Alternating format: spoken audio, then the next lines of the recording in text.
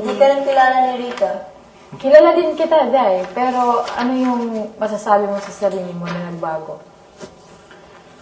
Na pwede mong ipagmalaki, di ba? Paglabas sa pamilya mo, gano'n. Or dito sa amin. Ay, about yun sa Yun about sa haras, siguro nagbago ako din. And pwede ko pagmalaki at hindi na kami pwedeng magsakitan sa isa't isa. Chokes. Nung nasa kabilang bahay ka, naging close ka kay Kenny. Tapos nalipat ka lang sa kabilang bahay, nag-close ka kay Jason. Si Melissa ba naghahanap lang ng collab team sa bahay ni Kuya? Bakit ako maghahanap ng kalab team? As in, ganyan talaga ang buhay. Hindi, syempre, Oo, tingnan mo, guilty.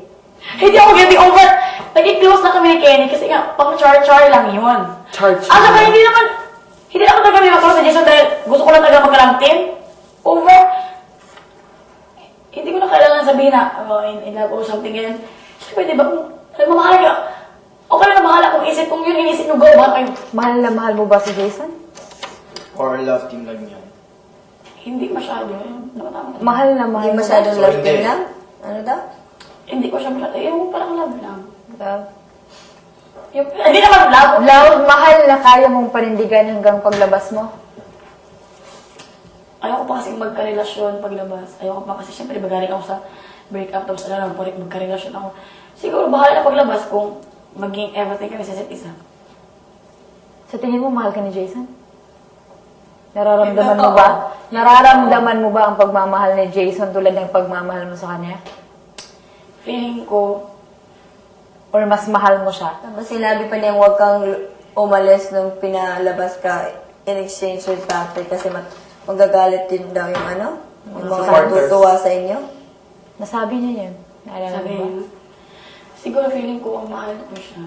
Ay, mahal ko siya, pero Yes. siguro mas mabigat yung mahal ko sa kanya, feeling ko lang. Pero hindi naman talaga ko. Pero feel mo na mahal ka rin ni Jason? Feeling ko, pero hindi sobra. Kasi gusto pa niya akong kilalanin. Feeling ko Bakit gusto pa- insecure ka sa kanya? Sabi niya, gwapo-gwapo niya sa... Sabi mo, gwapo-gwapo niya sa TV, tapos ikaw, gwapa ba? Maganda ba ko, Papa Hermes? Kasi nga, syempre, maraming tao gusto siya sa kanya kasi sa labas. Isipin mo naman ang gwapo niya, di ba niya ako, ganito ang mukha ko. Takot Pero hindi ka. May pagkatakot din ako. Takot din na over. So deserving ka ba sa atensyon ni Jason? Feeling ko hindi. Napapangitan ka ba sa sarili mo? Minsan, pag umaga, pag gabi, nag-makeup na ako. Hindi ka deserving? Bakit? Ay, siguro, kasi nga, ayaw ko pang magkarelasyon, kaya hindi pa ako deserving sa kanya. Sure, sulat ka po na naman dyan. Panaway ka. Hindi pa ako deserving kasi ayaw ko pa magkarelasyon. Okay. At So, parang napapangitan ka minsan sa sarili mo. Anong, aside from that na negative kumpara sa ibang mga babae doon sa kabilang bahay, anong lamang mo sa kanila? ang lamang ko sa kanila, Anong mas kaya mo na hindi nila kaya ng iba doon sa kabilang bahay? Kaya nga yan. No? Something in Melissa that would bring you to the top 4. Big Four. Gusto ko maging Big Four, char.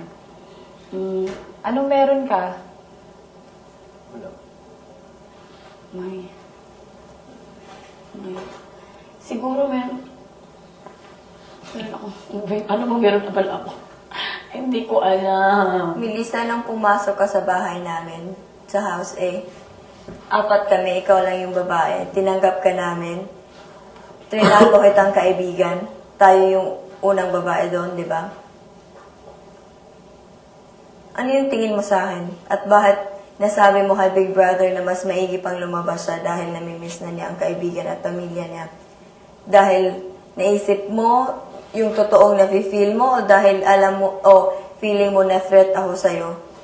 Hindi, ang naiisip ko kasi na ikaw, parang gusto nang lumabas at hindi mo First alam week pa lang yun. First week pa lang yun. Wala pa ako masyadong shinare sa'yo yun. At saka hindi mo, parang feeling ko hindi mo alam ang pinasukan mo kasi lumalaban ka kay Big Brother kasi ko, hindi niya alam ang pinasukan niya kaya mas mabuti pang lumabas na lang siya para doon siya maging masaya. Shocks? Bakit mo ba isipin na treat ka? Bisaya ka nga, di ba? Okay. Ano yung kakapulutan ng aral ng mga tao sa labas kay Melissa? Kaputa na ka. Na-play mo na ba yung dapat nilang gawin mo, maging dalagang Pilipina? Hindi ootot, hindi magbe-burp sa harap ng tao? Na-play ko na yung 1 week. Okay, ano yung kakapulutan sa'yo ng araw? Anong 1 week? Na syempre, may pagbabago sa isang tao. May May pagbabago nabago. na maging dalagang Pilipina. Sino sa tingin mo sa mga kasama hindi deserving? Hindi deserving na Tumira pa Kasama doon. niyo pa. para sa akin, si Papa Tibbs. Oh, dahil? Dahil, sa tingin ko nga, nag-play safe siya and magmamalinis siya yung ano mo yung, siyempre, di ba? At saka lagi niya pinapalabas na mabait siya. Sino deserving? Si Mami Kat. Deserving siya. Bakit? Kasi ang kailangan niya ang pera. Hindi. Oh. Deserving, hindi So- dahil sa kailangan. So, pera pala. Kasi Big Four, pera naman talaga kailangan Dahil niya. kailangan, ang dapat bang manalo sa Big Four or sa Big Winner dahil kailangan niyang ng pera? Dahil naghirap siya? Yun ba Kasi ang nga, may point family niya? na siya, Chris Papatis, may family din. I mean, Ikaw, may pamilya ka naman. kailangan maghirap. Wala pa akong anak. So, kailangan kaawa-awa kang tingnan or pulubi ka para manalo? Ganon yung point? Para Hindi naman puro sa Mami Kat, pero I mean, may family siya ba? May anak siya na pwedeng magkaroon ng makatulong sa kanya ang pera. Dahil lang doon. And honestly, kung maging Big Four ka, pera naman talaga ang habol mo. Bakit mo naman talaga kailangan? Wag mo i-generalize kasi hindi lahat. Ay, hindi lang. Kahit ako din. Hindi, ano siya naman sabi yan.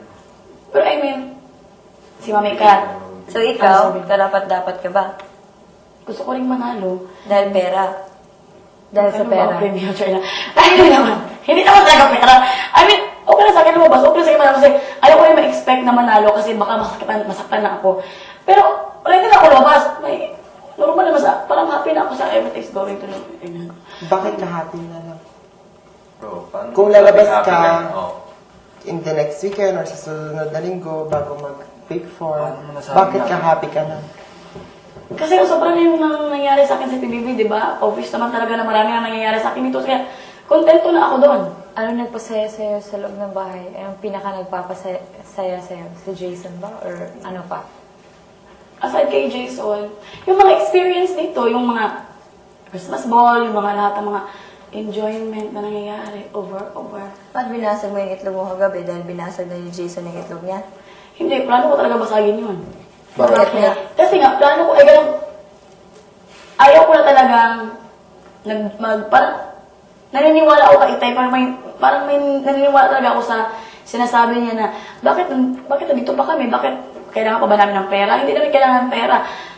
Andito kami kasi kailangan nyo kami. Parang gano'n, parang may something talaga. At sinasabi niyo sa amin na, okay ba kayo? Wala ba kayong problema? Lagi na lang kayo tatawa. Parang, mayroon talaga kayong gusto ipahiwati. Kaya doon ako naniniwala. Hindi talaga, parang lagi nang laban sa taas. Parang walang kasense. Kaya yun, pinabasag ko na rin.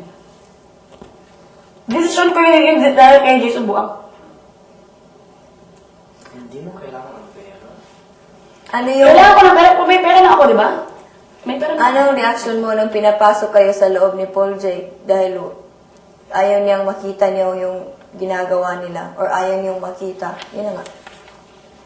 Pinapasok. Kayo sa loob, kayong tatlo ni Hermes at Jason. Siyempre parang nasaktan. Parang, ngayon nga nasaktan ako, di ba? Kasi nga, parang ang itlog natatakot. Baka nga, kahit na hindi nila aminin, parang may something sila na feel sa amin. Kahit na, yun ang desisyon nila, ang desisyon nito, ang desisyon namin. Sabi ko talaga sa kanila, naiilang kami. Siyempre, di ba? Hindi mo nila aminin na hindi sila nasaktan sa amin. Pero, totoo talaga na, nasaktan nila sa desisyon namin. Dahil, team kami, nakasaad doon sa letter, team kami. At bakit kami tumawalag? So, hindi mo nila aminin, parang may something talaga sa na-feel sa amin. So, kaya kami, naiilang kami tatlo. Yung pinapasok kami, parang, nasaktan ako kasi parang, as in, game na game talaga. Parang game talaga. Kahit na may masaktan ka na. Wala, game lang talaga. Pero pinagdaanan ko lang sa game talaga. Ikaw talaga. Sabi ni Hermes, mag-open forum. Na-realize mo yun. Oo, na-realize ko. Alam ko yung talaga ang kailangan namin. Kinumbinsi silang lahat. Kayong lahat na Kasi nga, hindi mo na sila makukuhaan. Hindi mo na sila makakontrol. Hindi mo na, kasi laban ko naman. Kasi may sarili na silang isip. At the more na ginukuhaan mo yun, the more sila na mag-explain na, alam mo ba ang nakalagay sa letter? Alam mo ba ang... At saka kung the more na ginagawa ko, buti pa mo, tumahimik ka na lang. Kung gusto na sumabay sa'yo, di sumabay sila. Sino Kayo na lang. tinutukoy mo? Sino yung tinutukoy mo?